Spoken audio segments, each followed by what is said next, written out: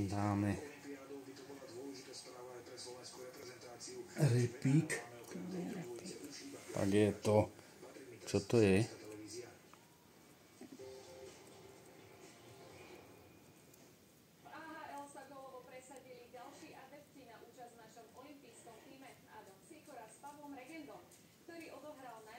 Tak ako pekne drží. Tak môj. Dáme druhú.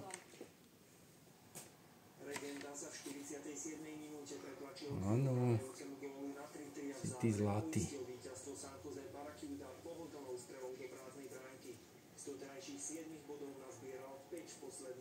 Vyšúchame až do krvi. To mal čisté.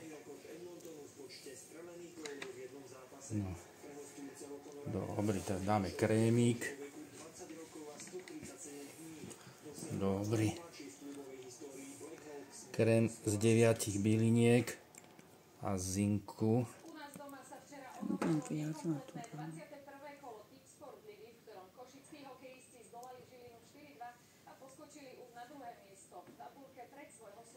Tak. Dobrý.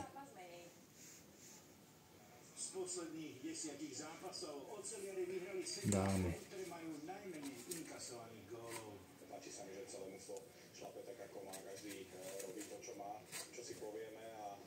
Zabalíme. Už 6 stretnutí absentuje brankárska jednotka Dominik Riečický. Triumf proti Žiline vychytal Patrik Jurčák. Dominik už trénuje na rade, ale obmedzenie, keďže má zranenie v hornej časti tela. To, že cvičí, je pozitívne, ale ešte pár týždňov nám bude chýbať. Žilinčania po reprezentačnej pauze prehrali 2 z 3 zápasov. Musíme trošička sa späť vrátiť k tej pokore a práci a zjednodušiť tú hru, lebo momentálne si chodíme viac za hokej ako hra na výsledok.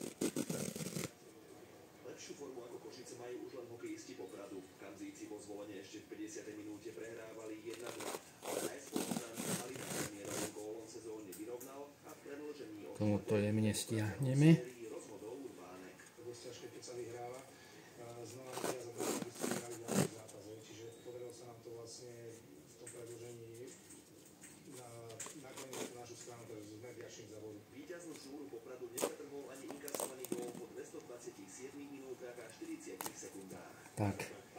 A labka je zabalená. Kajko pekne vydržal. No, držal, nič ho. Nemykal sa, nebránil. No, dobrý si ty. A no, dobrý, môžeš spať.